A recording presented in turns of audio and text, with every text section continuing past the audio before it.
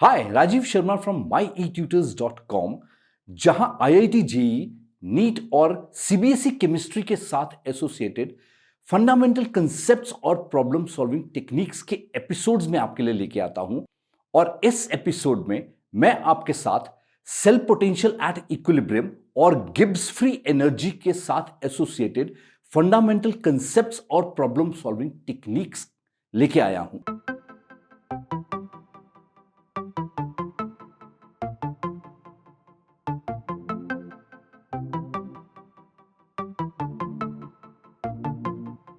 Cell potential at equilibrium जो है Nernst equation की एक्सटेंशन है।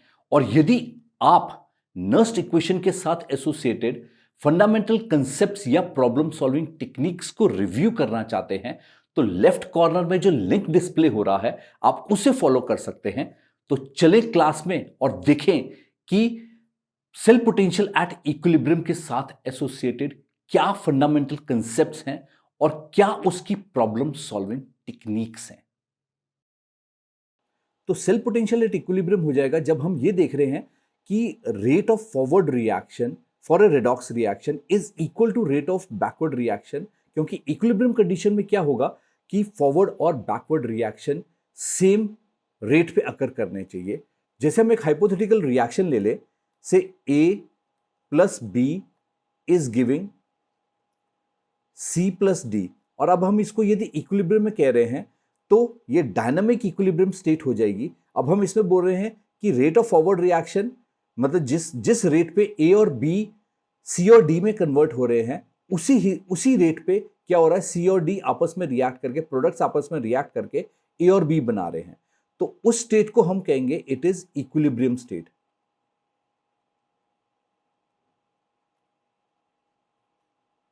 और क्योंकि इस इक्विलिब्रियम स्टेट पे है तो अब क्या हो जाएगा कि प्रैक्टिकली रिएक्शन अकर नहीं कर रहा होगा। जब हम ये कह रहे हैं कि forward reaction is equal to backward reaction तो प्रैक्टिकली रिएक्शन अकर कर ही नहीं रहा है। अब यहां पे जब हम इस स्टेट को ले रहे हैं तो हम ये कह रहे हैं कि सेल पोटेंशियल या ईएमएफ ऑफ सेल जो हो जाएगा वो जीरो हो जाएगा, दैट वुड बी जीरो।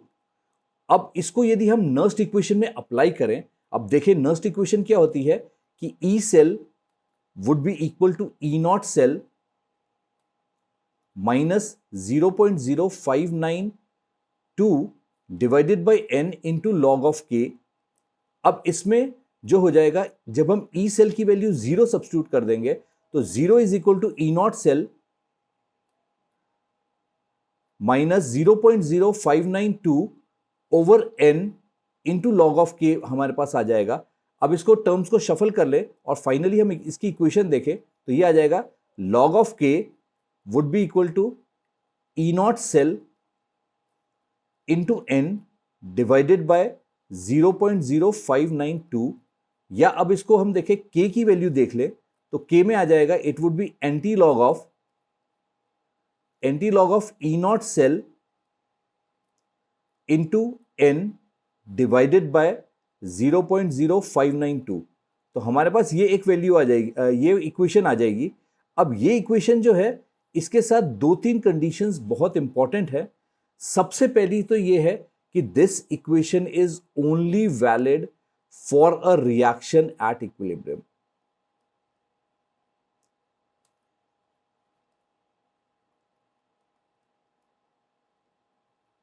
तो अब इक्विलिब्रियम का मतलब यहां पे ये हो जाएगा कि हम ये कह रहे हैं कि rate of forward reaction is equal to rate of backward reaction. या यदि आपको ये न्यूमेरिकल आया है तो न्यूमेरिकल में ये होना चाहिए कि आपको क्वेश्चन में गिवन होना चाहिए कि द रिएक्शन और the cell is at equilibrium.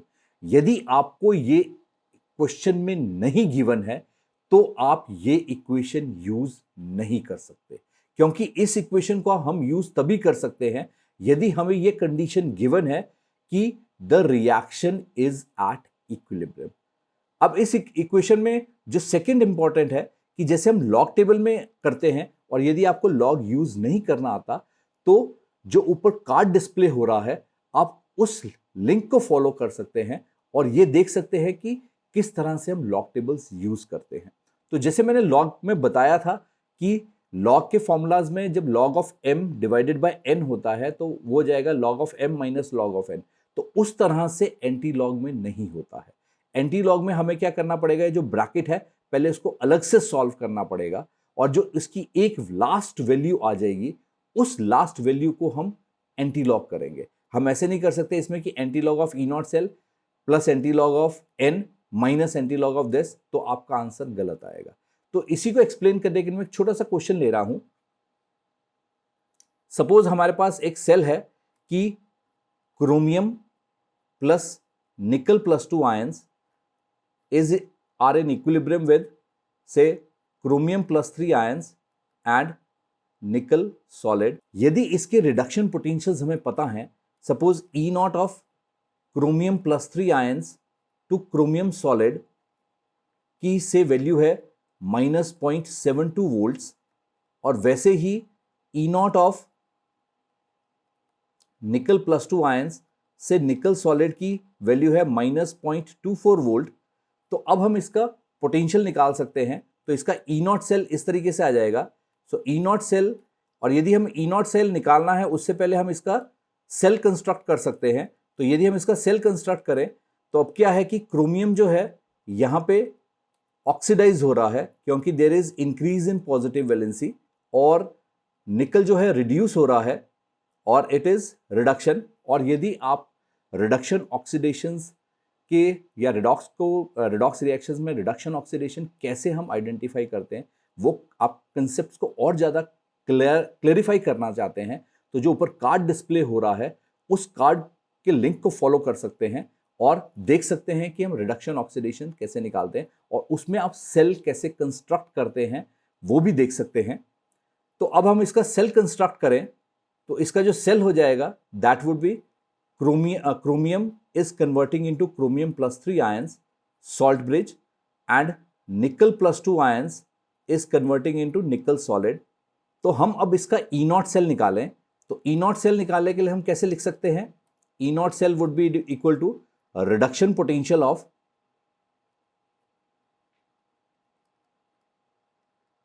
Potential of nickel, क्योंकि निकल राइट हैंड साइड में है, माइनस रिडक्शन पोटेंशियल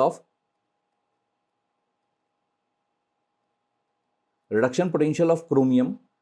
अब हमें रिडक्शन पोटेंशियल्स पता है तो हम इसको डायरेक्टली फॉर्मूला में सब्स्टिट्यूट कर सकते हैं। तो ये जाएगा -0.24 माइनस ऑफ -0.72, और इसको हम सॉल्व करें तो हमारे पास ई नॉट सेल जो आ जाएगा, ई नॉट सेल की वैल्यू आ गई हमारे पास 0.48 वोल्ट्स। तो हमारे पास ई नॉट सेल आ गया। अब क्योंकि ये रिएक्शन हमें इक्विलिब्रियम पे गिवन है तो हम इसे आगे फर्दर सॉल्व कर सकते हैं। तो इसमें आ जाएगा कि K की वैल्यू यदि हम कैलकुलेट कर रहे हैं तो ये आ जाएगा एंटी लॉग ऑफ 0.48 इंटू, अब हमने इसमें नंबर ऑफ इलेक्ट्रॉन्स देखने हैं कि कितने इलेक्ट्रॉन्स इन्वॉल्व हैं। तो इसको अब हम बैलेंस करते हैं। तो हम इसको बैलेंस करेंगे तो क्रोमियम को देखें तो क्रोमियम इज गेटिंग ऑक्सीडाइज, तो ये आ जाएगा chromium plus 3 ions plus 3 electrons, और यहाँ पे निकल जो है रिड्यूस हो रहा है तो निकल plus 2 ions plus 2 electrons is giving निकल सॉलिड। अब इसको बैलेंस करने के लिए हम यहाँ पे मल्टीप्लाई कर देंगे 2 से, यहाँ मल्टीप्लाई करेंगे 3 से, और इलेक्ट्रॉन्स इक्वेट हो जाएंगे। जैसे ही इलेक्ट्रॉन्स इक्वेट हो जाएंगे तो टोटल नंबर ऑफ इलेक्ट्रॉन्स हमारे पास कितने आ गए, n की वैल्यू हमारे पास 6 आ गई इस इक्वेशन में। तो यहाँ पे अब n की वैल्यू 6 हो जाएगी, तो इनटू हम करेंगे 6 डिवाइडेड बाय 0.0592। तो अब हम इसे सॉल्व करें तो देखें तो हमारे पास वैल्यू आ जाएगी K would be equal to anti log of 48.7309। अब ये जो हमारे पास वैल्यू आ गई है हम इसका एंटी लॉग निकालेंगे। अब इसमें एंटी लॉग टेबल में हम क्या करेंगे, 0.73 का 0 में देखेंगे और 9 मीन डिफरेंस देखेंगे और 9 मीन डिफरेंस उसमें ऐड कर देंगे। तो जब हम इसकी वैल्यू निकालेंगे तो हमारे पास वैल्यू आ जाएगी एंटी लॉग की, इट इज 5.382 इंटू 10⁻48।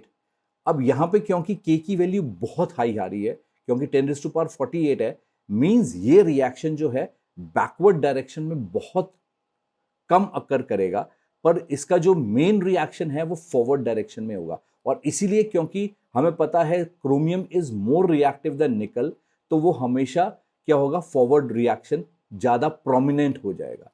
तो हम के की वैल्यू से आइडेंटिफाई कर सकते हैं कि फॉरवर्ड रिएक्शन ज़्यादा प्रोमिनेंट है या बैकवर्ड रिएक्शन ज़्यादा प्रोमिनेंट है। तो नेक्स्ट अब हम देखते हैं कि फ्री एनर्जी, तो गिब्स फ्री एनर्जी है,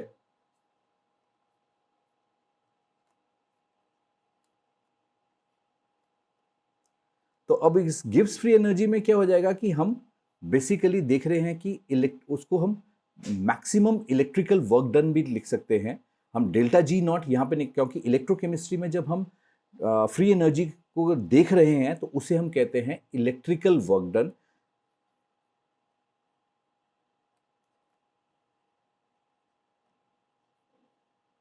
और इलेक्ट्रिकल वर्क डन में क्योंकि डेल्टा ई नॉट जो हो जाता है हमेशा मैक्सिमम पोटेंशियल होता है, और उसके बाद रिलेटिवली जब हम कंसंट्रेशंस को कम करेंगे तो पोटेंशियल डिक्रीज करता जाएगा, जैसे हमने नर्स्ट इक्वेशन में देखा था। तो अब यहाँ पे भी क्या हो जाएगा कि जब हम डेल्टा जी नॉट की बात कर रहे हैं, स्टैंडर्ड फ्री एनर्जी चेंज की बात कर रहे हैं,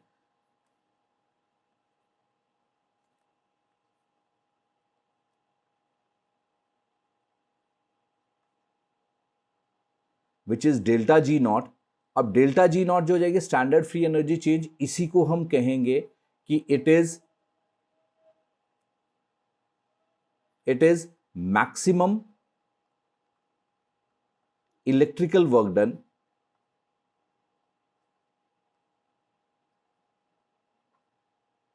तो अब ये मैक्सिमम इलेक्ट्रिकल वर्क डन में देखें तो हम ऐसे लिख सकते हैं, इसकी जो इक्वेशन आ जाएगी delta G nought would be equal to minus n F E not cell. So अब ये जो इसको हम कहेंगे, और बहुत क्वेश्चंस ऐसे आते हैं जिसमें आपको डायरेक्टली पूछा होता है मैक्सिमम इलेक्ट्रिकल वर्क डन। तो जब अब मैक्सिमम इलेक्ट्रिकल वर्क डन है तो मींस आपने डेल्टा जी नॉट निकालना है। और कई बार इन क्वेश्चंस में ये भी होता है कि आपको टेम्परेचर नहीं गिवन होता है, तो क्योंकि हम स्टैंडर्ड फ्री एनर्जी चेंज की बात कर रहे हैं, तो स्टैंडर्ड फ्री एनर्जी चेंज जब बोलते हैं तो उसके लिए स्टैंडर्ड टेम्परेचर जो हम लेंगे, तो जब हम स्टैंडर्ड टेम्परेचर की बात कर रहे हैं तो स्टैंडर्ड टेम्परेचर जो हो जाएगा, standard temperature would always be 298 kelvin, क्योंकि हम जितने भी सेल्स लेते हैं वो हमेशा रूम टेम्परेचर पे उसकी एफिशिएंसी देखते हैं या उसकी वर्किंग करते हैं, तो इसीलिए हमेशा वो 298 केल्विन हो जाएगा। तो यदि आपको टेम्परेचर ना गिवन हो तो आप इसमें 298 केल्विन यूज करते हैं। अब जैसे हमने थर्मोडायनेमिक्स में पढ़ा है कि डेल्टा जी जो है it is -2.303 RT log of K, हमारे पास ये वैल्यू आ जाएगी। अब दोनों डेल्टा जी इसको मैं इक्वेट कर लूं तो इसको ऐसे लिख सकता हूं मैं, -NF E naught cell would be equal to -2.303 RT log of K, या इसमें हम देख ले log of K value shuffle कर ले और हमारे पास लास्ट वैल्यूज ऐसे आ जाएंगी कि NF E naught cell divided by 2.303 RT। तो ये हमारे पास वैल्यू आ गई, और इसको आगे यदि हम K की वैल्यू निकालें तो K जो हो जाएगा it would be NT log of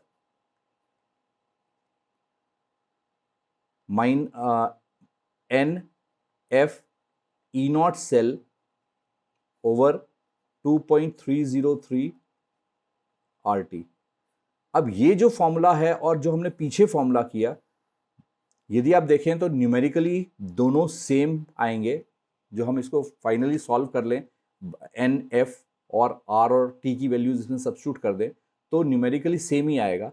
पर ये फॉर्मूला जो है हम अप्लाई तब करेंगे जब हमने किसी रिएक्शन का इक्विलिब्रियम कांस्टेंट कैलकुलेट करना है, और हमें रिएक्शन या क्वेश्चन में ये गिवन नहीं है कि this reaction is at equilibrium, हमें ये गिवन नहीं है। पर यहाँ पे गिवन नहीं है कि रिएक्शन इज एट इक्विलिब्रियम, पर फिर भी हम उसका इक्विलिब्रियम कांस्टेंट कैलकुलेट कर रहे हैं, तो उस कंडीशन में हम ये फॉर्मूला यूज करेंगे। तो ये दोनों फॉर्मूलाज में थोड़ा सा डिफरेंस है। यहाँ पे फिक्स्ड है कि हमें क्वेश्चन में कभी भी गिवन नहीं होगा, नॉट गिवन, कि रिएक्शन इज एट इक्विलिब्रियम, और हमने उसका प्रिडिक्ट कर रहे हैं। यहां हम बेसिकली इस फॉर्मूला को यूज करके हम प्रिडिक्ट कर रहे हैं कि जब इस रिएक्शन का इक्विलिब्रियम आएगा तो उस समय इक्विलिब्रियम कांस्टेंट ये हो जाएगा। अब इस क्वेश्चन के साथ जो एंटीलॉग बहुत डिफरेंटली हम यूज कर सकते हैं, और इसके लिए मैं एक सेपरेट वीडियो करूंगा, क्योंकि ये वीडियो कुछ लंबा हो रहा है, तो मैं एक सेपरेट वीडियो करूंगा जिसमें इसके एंटीलॉग कैसे सॉल्व करते हैं हम उसको देखेंगे। तो ये थे सेल पोटेंशियल के साथ एसोसिएटेड फंडामेंटल कंसेप्ट्स और प्रॉब्लम सॉल्विंग टेक्निक्स।